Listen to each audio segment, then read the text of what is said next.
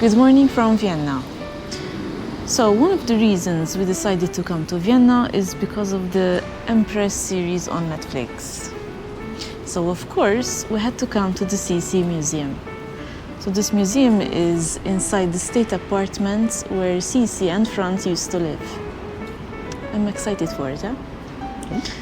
Also, today is my birthday. Happy birthday! So keep watching for some Sisi content, and then after that we're going to the famous Demel Café. Then we'll see where the day takes us. Yeah. More marble staircases. This is scary. When you hear of the Hofburg Palace, this building comes to mind. However, this is only a wing of the whole palace complex. Today, we will be visiting the living quarters of this palace, the imperial apartments.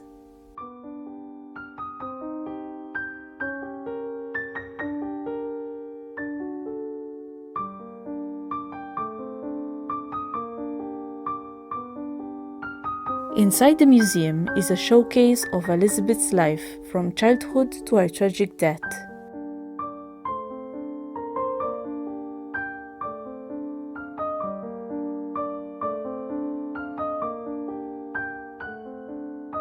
On display, you will see various personal items that belonged to her, as well as a few of her dresses.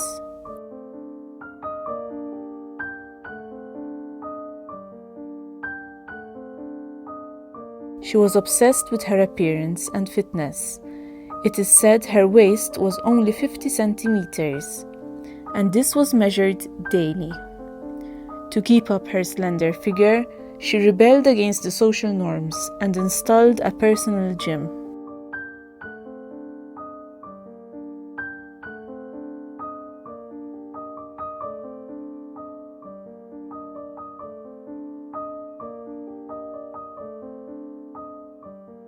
Okay, so we finished the Sisi Museum tour. It took us around 1 hour with the audio tour. It was very interesting, very nice insight about her life. I think it was well paced. The information that you're given to the auditor is enough, not too much, not too little. Yeah, on and on. So it's a good. It was a good tour. Yes, and it goes to show that all these series and movies are not really historically accurate. They romanticize a bit her life, but yeah. I think the relationship between Isabel and Joseph is. I think it was much more movies, complicated. It was much more complicated, and I think less romantic in reality. I think it was very romantic from his side. From his side, maybe, yes. From her side, I think she felt a bit trapped. Yeah. But sounds like she had a very interesting, complicated life. And I think from his side as well, even though maybe I think he was too involved in affairs of state to actually have time to... Workaholic. Yeah, I mean, the tour says that he worked from like 3:30 in the morning till late evening every day. It's like with hundreds of audiences twice a week, but it's still, I think it left very little time to. But anyway. Yes, it was all very interesting. Yeah, so interesting. if you're here, definitely come visit. Yeah, it's very, very worth it. Yeah. So next, we're still missing breakfast. Yes. So we're heading to Demel Café. Hopefully it's not very crowded or a long queue. We'll see. It opens at 10 a.m. and it's 10:30, Yes. so relatively early-ish for the opening. Let's try.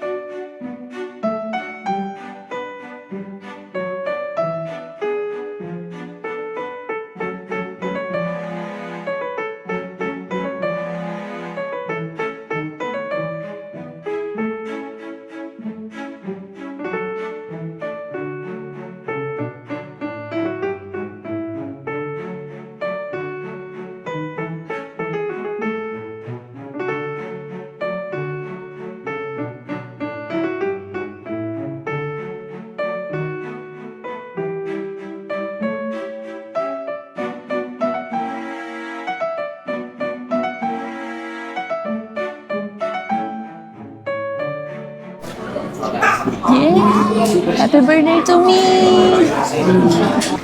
Okay, so during our time in Vienna, we visited quite a number of coffee houses. Today, this morning, we just came out of Demel. I think We've tasted, quite a number of different cakes from different places, etc. And I think, at least in our opinion, it is pretty clear that Demel is our favorite out of them all. number one. All are very good. I mean, we've been to Café Central, we've been to Demel and Landmann's, And that one near the opera. and there's another one at the Opera House. I forgot the name right now. We'll write it at the bottom.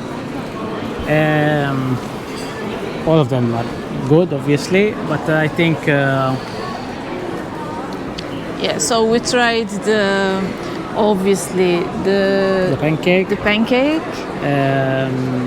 the apple strudel yeah, with and, vanilla cream. and the mini sachet cake. Yes. Those are their specialities. They were all amazing. If I had to compare the pancake between Demel's and Landmann's, I preferred this one. Yeah. It's lighter. It's just better. The other one was good as well, but this one takes the pancake. Yeah. The apple strudel with the vanilla cream. Yeah, for me the vanilla cream was something incredible. And even the cake, it has a reputation of being dry. Okay, it's not the best chocolate cake, but it was still... Yeah, it was a fair good amount of chocolate, a bit of a rum I think inside. apricot as well. Then for drinks, I had the hot chocolate. Yeah, from a coffee perspective, for me, the one that I kind of enjoy the most is the Franziskaner, I think, which is it's called, which is basically a melange with whipped cream on top. I had the hot chocolate, and I tried the hot chocolate in several places. This one, definitely the best. Starting with the temperature, for some reason here in Vienna, they serve the hot chocolate just warm. Like Yeah. you have to drink it immediately, or else it gets cold. I've read it's to keep the chocolate taste more tasty. But it gets cold. For me, the hot chocolate needs to be hot. Here, it wasn't boiling, but it was a good amount of hot. The taste was also good. So the hot chocolate is also the best here. So overall, it takes the number one place For us, at least. for us. Or even the locations, just one step away from the palace. Come and try it. Yes, we've read that the Emperor and Sisi were both regular visitors here. No wonder Allegedly. why, allegedly. Okay, so next we are going to the Volksgarten. Yes. See what's there, maybe relax a little bit, rest our feet, and catch you later.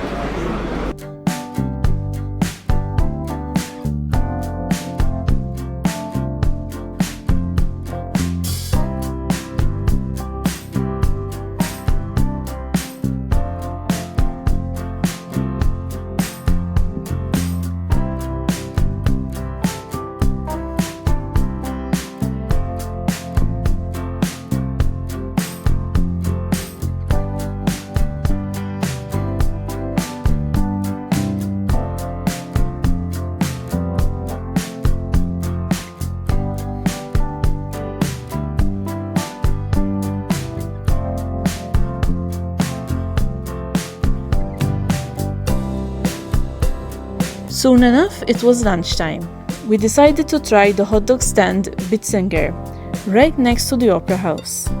It is perfectly located for a quick bite after a show at the theater. Rumor has it that Pavarotti, the world-class opera singer, used to stop for a hot dog here after his performance.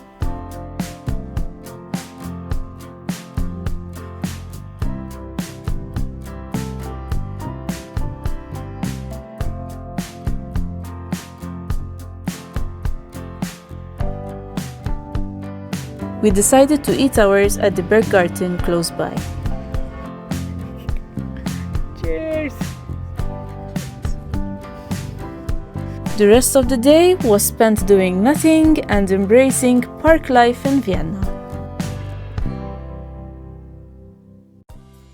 So we're ending the day with dinner at Placutta.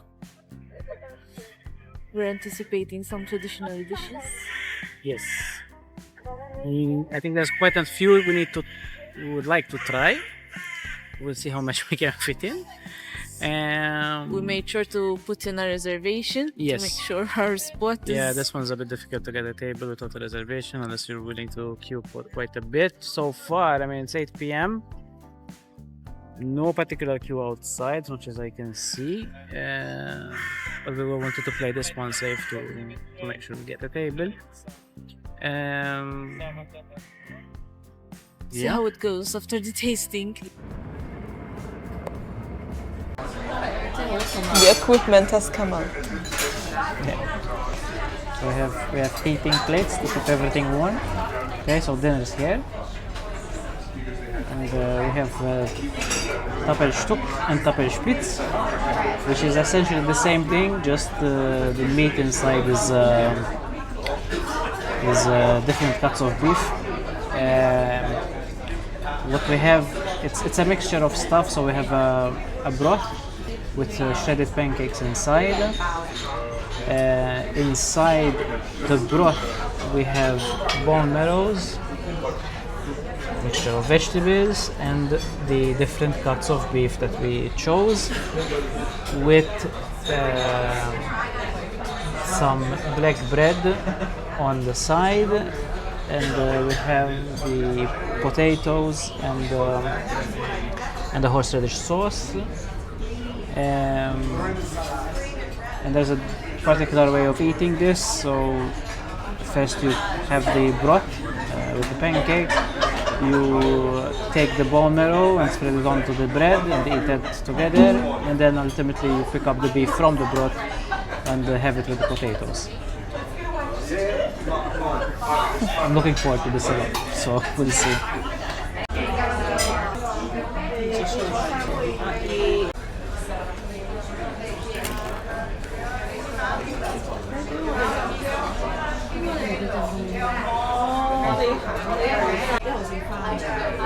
It was such a buttery almost taste, it's amazing.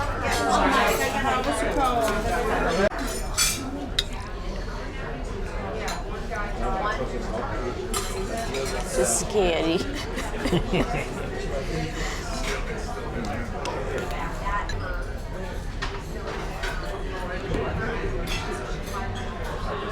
Bon appétit.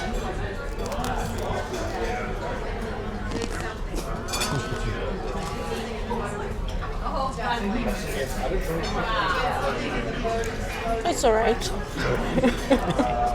What's the test?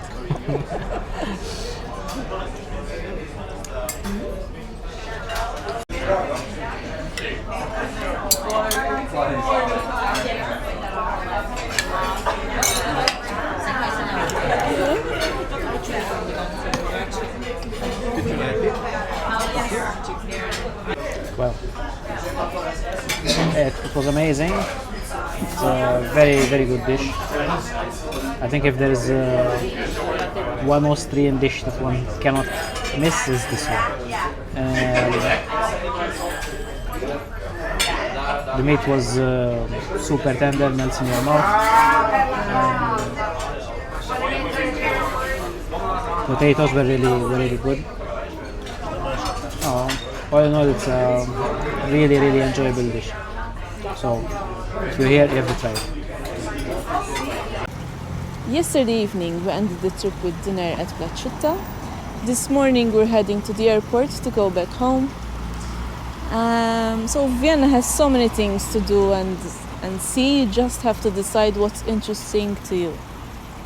We hope you found our Vienna series helpful, especially if you're planning your own trip. If you have any questions, just leave them in the comments.